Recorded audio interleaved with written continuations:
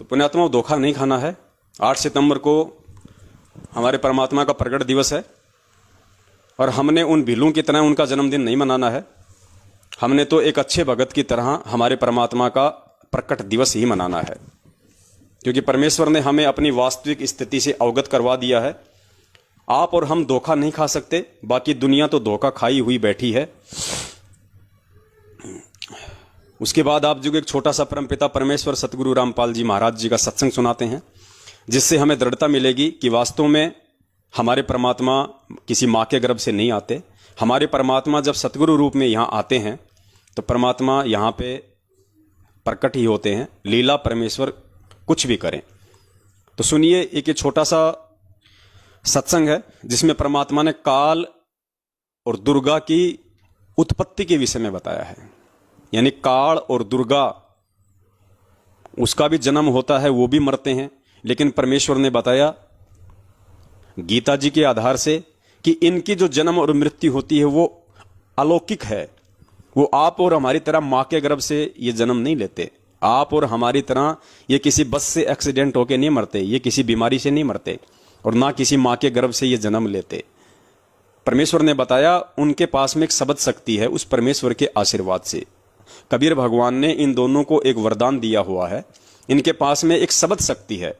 उस शब्द शक्ति से ये अपना शरीर छोड़ते हैं, और शब्द शक्ति से ही जब एक ब्रह्मांड का पूरा विनाश हो जाता है तो दूसरे ब्रह्मांड में ये दुर्गा और ये काल उस शब्द शक्ति से युवा अवस्था में दोनों प्रकट हो जाते हैं। युवा अवस्था में दोनों प्रकट हो जाते हैं, मां से जन्म नहीं लेते। तो पुण्यात्माओं, जब उस भगवान का नौकर, उस भगवान का एक गुलाम, ये काल भगवान और दुर्गा जब किसी मां के गर्भ से जन्म नहीं लेते, 21 ब्रह्मांड के स्वामी पुण्यात्मा, वो पूर्ण परमात्मा आज इस पृथ्वी पे आया हुआ है, वो क्या किसी मां के गर्भ से आएगा? अरे अगर पूर्ण परमात्मा भी नहीं मानते हो, और यदि उस कबीर परमात्मा का भेजा हुआ कोई संत मानते हो, संत रामपाल जी महाराज जी को, तो उस कबीर भगवान का नौकर यदि किसी मां के गर्भ से जन्म नहीं लेता, वो काल, तो उस कबीर परमात्मा का भेजा हुआ संत जो उस काल के जाल से उनकी आत्माओं को छुड़वा के ले जाएगा, तो जाहिर सी बात है वो काल से तो ज्यादा शक्तिशाली होगा, जो काल के जाल से उन आत्माओं को छुड़वाएगा। तो उस परमात्मा का भेजा हुआ संत कैसे किसी मां के गर्भ से आएगा? जब काल शब्द शक्ति से प्रकट हो सकता है, दुर्गा शब्द शक्ति से नया शरीर बना सकती है, तो उस परमेश्वर का भेजा हुआ संत भी क्या वो शब्द शक्ति नहीं होगी उसके पास? उसके पास तो काल से भी ज्यादा शक्तियां होंगी, जो उसके जाल से उस परमेश्वर की आत्माओं को छुड़ा के लेके जाएगा। तो आप ये सत्संग सुनिए, और सत्संग सुनने के बाद में पुण्यात्माओं, हम 21वीं सदी में जी रहे हैं। परमेश्वर ने अनमोल ज्ञान दे दिया, अब धोखा खाने की जरूरत नहीं है पुण्यात्माओं। अब अगर गुरुजी के बेटा बेटी अगर उनका जन्मदिन मनाएं तो शौक से मनाएं। कोई उन्हें अपने जैसा 2 कौड़ी का जीव समझे तो शौक से समझे।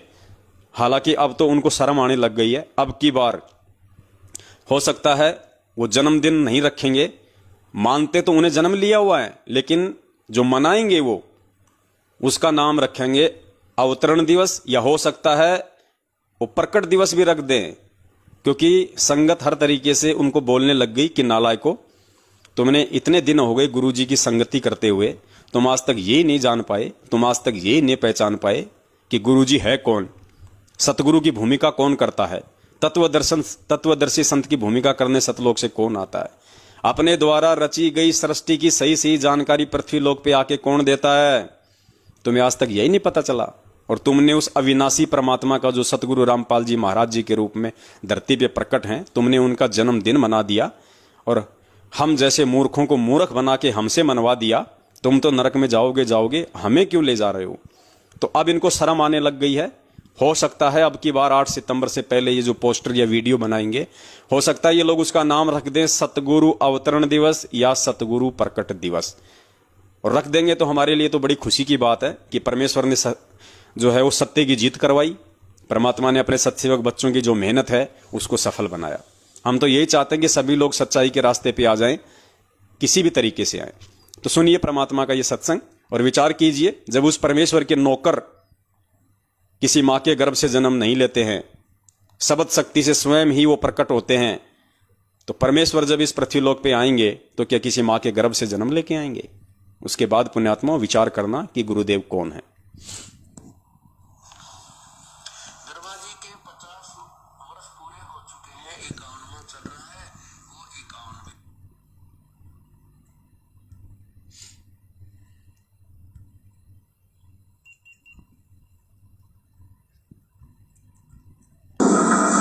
ब्रह्मा जी के 50 वर्ष पूरे हो चुके हैं, 51वां चल रहा है, वो 51 भी पूरे, शेष 49 भी पूरे होंगे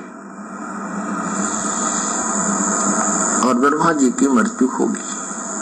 फिर 7 ब्रह्मा की मृत्यु के बाद 1 विष्णु की मृत्यु, 7 विष्णु की मृत्यु के बाद 1 शिव की मृत्यु।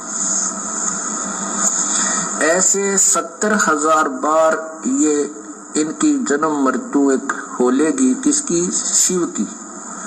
तो उसमें 49,000 बार तो विष्णु मर चुका होगा और 49 को 7 से गुणा कर लो, 3 अरब कुछ 63 बार जो है जो ब्रह्मा मर चुका होगा। तब एक ब्रह्मांड नष्ट होगा और धर्मलोक में रहने वाला ये काल मरेगा, ये इसकी मृत्यु होगी। फिर ये दूसरे लोक में, दूसरे ब्रह्मांड में चले ले जाएगा सारी सृष्टि के प्राणियों को, और वहां कर्म, परमात्मा की जो कर्म परमेश्वर ने इसके विषय में लिखा बनाया है सिस्टम, उसके आधार से ये फिर पुनर्जन्म होगा, इसका भी और दुर्गा का भी। पुनर्शरीर धारण करेंगे अपनी इच्छा से, जैसे शब्द शक्ति से। एक सिद्धि होती है जो तन से, एक सिद्धि तनहंस नहीं आ रहा, एक सिद्धि होती है जो शरीर को त्याग देता है प्राणी, और दूसरा शरीर शब्द से धारण कर लेता है। ये सिद्धि शरीर त्याग देने की तो अन्यों में भी आ जाती है, लेकिन स्वयं दूसरा शरीर धारण करने की सिद्धि बहुत कम होती है। तो वो उनमें से एक इस ब्रह्मा को, इस काल को और दुर्गा को प्राप्त है। तो दूसरे ब्रह्मांड में जाकर के ये यहाँ शरीर छोड़ मर जाता है, तो ये दूसरे ब्रह्मांड में ले जाता है सारे इसको, जीव प्राणियों को। वहां फिर नए सिरे से अपनी दुर्गा से ऐसे ब्रह्मा विष्णु महेश की उत्पत्ति करते हैं, फिर वहां सृष्टि क्रम को जारी कर देते हैं। तो पुण्यात्माओं, ये सत्संग जो हमें परमपिता परमेश्वर जी ने रातों को जाग जाग के सुनाए थे, आज इन सत्संगों के मर्म को, इन सत्संगों के निष्कर्ष को आज हमने समझना पड़ेगा, और हमने ये सत्संग अपने पूज्य गुरुदेव जी के ऊपर एप्लीकेबल करने पड़ेंगे, अपने जीवन के ऊपर एप्लीकेबल करने पड़ेंगे। क्योंकि सत्संग सुनना एक अलग चीज है, सत्संग के निष्कर्ष को जानना, रहस्य को जानना, उसके तत्व को जानना एक दूसरी चीज है। तो अब हमने इस सत्संग से यही निष्कर्ष निकालना है, जब उस परमेश्वर के 2 नौकर गुलाम, परमेश्वर कहते हैं कि भाई काल जो पीसना जोरा है पणिहार, ये 2 असल मजदूर हैं मेरे साहिब के दरबार। ये तो उस परमात्मा के मजदूर हैं, नौकर हैं। तो पुण्यात्माओं, जब उस परमेश्वर के नौकर किसी माँ के गर्भ से जन्म नहीं लेते हैं और उनके पास में एक सिद्धि है दोबारा से शरीर धारण करने की, प्रकट होने की, तो सोचिए आज हमारे पूज्य गुरुदेव जो कि स्वयं पूर्ण ब्रह्म परमेश्वर हैं, जिन्होंने इस काल और दुर्गा को वो शब्द शक्ति दी, तो क्या वो परमात्मा किसी माँ के गर्भ से जन्म लेके आएगा? क्या परमात्मा जेर में लिपट के आप और हमारी तरह आएगा? क्या परमात्मा एक मानुष की तरह से आएगा? और जो स्वयं जो माँ के गर्भ से जेर में लिपट के, उस गंदगी में लिपट के 9 महीने माँ के पेट में वो गर्भ भोग के आएगा, तो सोचो पुण्यात्माओं, ऐसा प्राणी आप और हमें कैसे यहां से मुक्त कर सकता है? क्योंकि माँ के गर्भ में 9 महीने नरक भोग के वही प्राणी उस विधि से बाहर आएगा जिस विधि से आप और हम आते हैं, जिसका इस पृथ्वी लोक पे उस आत्मा के साथ में, उस माँ के साथ में कोई ऋण संबंध होगा। और ऋण संबंधों में बंधा हुआ प्राणी हमें क्या मुक्त कराएगा? हमें मुक्त नहीं करा सकता। हमें तो वो मुक्त कराएगा जो सारे बंधनों से मुक्त है, जो सारे जो है ऋणों से मुक्त है। तो इस पृथ्वी पे वर्तमान में यदि ऐसी कोई भूमिका कोई निभा रहा है जो सारे बंधनों से मुक्त है, जो सारे ऋणों से मुक्त है, केवल और केवल परमपिता परमेश्वर सतगुरु रामपाल जी महाराज जी हैं। इस प्रकार हमने ज्ञान आधार से गुरुदेव के सत्संगों को आधार बना के और बहुत ही चिंतन मनन करके, देखो हम भगत हैं, हमने पुण्यात्माओं जोश में होश नहीं खोना है, हमने जल्दबाजी में कोई डिसीजन नहीं लेना है, परमेश्वर ने हमारे को जज बनाया है, हमारे को परमेश्वर ने हंस की संज्ञा दी है, परमेश्वर ने हमारे को दुनिया का अनमोल पीएचडी वाला ज्ञान, तत्व ज्ञान करवा दिया है। उसके बाद हमने हर चीज को सोच समझ के, दोनों तरफ की बातों को देख के, क्योंकि जज वही होता है, वो चाहे 20 बार चाहे उनको कोर्ट में बुलाए, चाहे तारीखों पे तारीखें डाले, जब तक वो जज संतुष्ट नहीं हो जाता है दोनों पक्षों की बातें सुन के, उनकी गवाहियां सुन के, उनके वकीलों की दलीलें सुन के, जब तक वो जज सेटिस्फाई नहीं हो जाता है कि कौन दोषी है कौन निर्दोष है, तब तक वो अपना फैसला नहीं देता है। उसी को कहते हैं जज।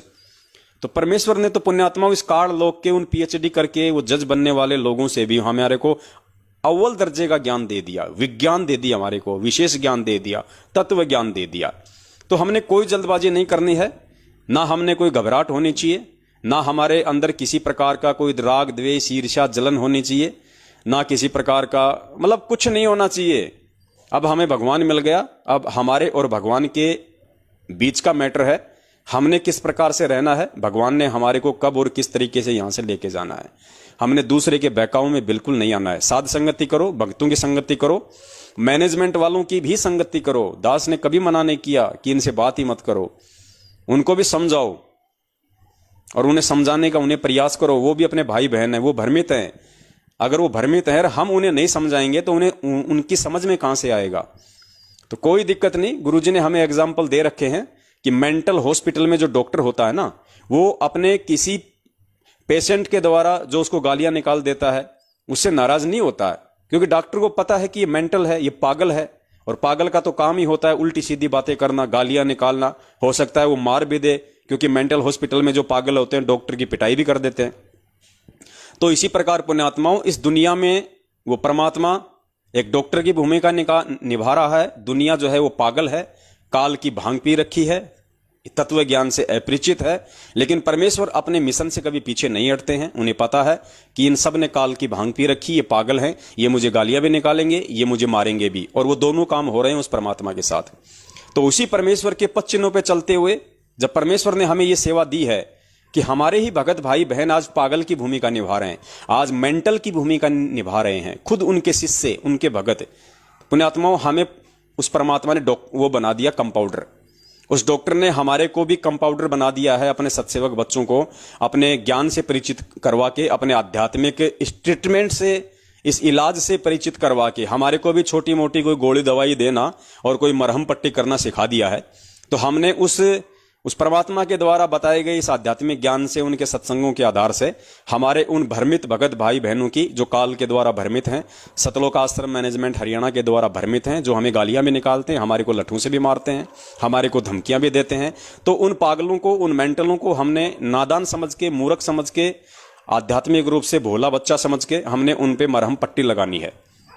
अब हमें तो उनकी स्थिति का पता है कि वो काल की भांग पी रखी है, गुरुदेव की उन्होंने मर्यादा तोड़ रखी है, उनके इतनी जल्दी समझ में नहीं आएगी। तो हो सकता है वो हमें गाली भी दें, हमारे को मारें भी, सारे काम वो कर भी रहे हैं। तो हमने धैर्य रखना है, क्योंकि डॉक्टर और कंपाउंडर मरीज पे हाथ नहीं उठाते, जो समझदार होते हैं उन्हें पता है कि ये किस दौर से गुजर रहे हैं। तो हमने बड़े प्यार से उनके सिर पे हाथ फेरते हुए, सिर पे हाथ फेरने का मतलब आशीर्वाद नहीं है। जैसे कोई ऊंट होता था पहले गांव में, और ऊंट जब चिंगर जाता था ना, जो किसान परिवार से हैं उनको तो अच्छे से पता होगा, ऊंट जब चिंगर जाता था तो ऊंट को यूं क्या करते थे हम। तो हमने यही समझना है, सतलोक आश्रम मैनेजमेंट हरियाणा के पीछे लगे हुए भाई बहनों को हमने बड़े प्यार से इनको पुचकारना है, बड़े प्यार से इनके मोबाइल नंबरों पे हमने साध संगति की वीडियो भेजने हैं। ये एक बार डराएंगे, 2 बार डराएंगे, मेरे मोबाइल पे नहीं भेजेगा, मैं पुलिस में कंप्लेंट कर दूंगा, मैं साइबर में पता नहीं क्या क्या ये लोग नाम जान जाते हैं, मैं साइबर क्राइम में जाऊंगा, मैं फलाने क्राइम में जाऊंगा। अरे तू खुद कितना बड़ा जो है वो क्राइम कर रहा है, इस काल भगवान के बहकावे में आके, मैनेजमेंट वालों के बहकावे में आके, तुझे खुद पता नहीं। तो इन्हें बड़े प्यार से हमने समझाना है और हमने संदेश देना है। मस्तक लाग रही मारे गुरु चरणा की दूर, मस्तक मारे गुरु चरणा की दूर, मस्तक लाग जब ये धूल चढ़ी मस्तक पे, जब ये धूल धूलिया हो गई दूर मारे गुरु चरणा की दूर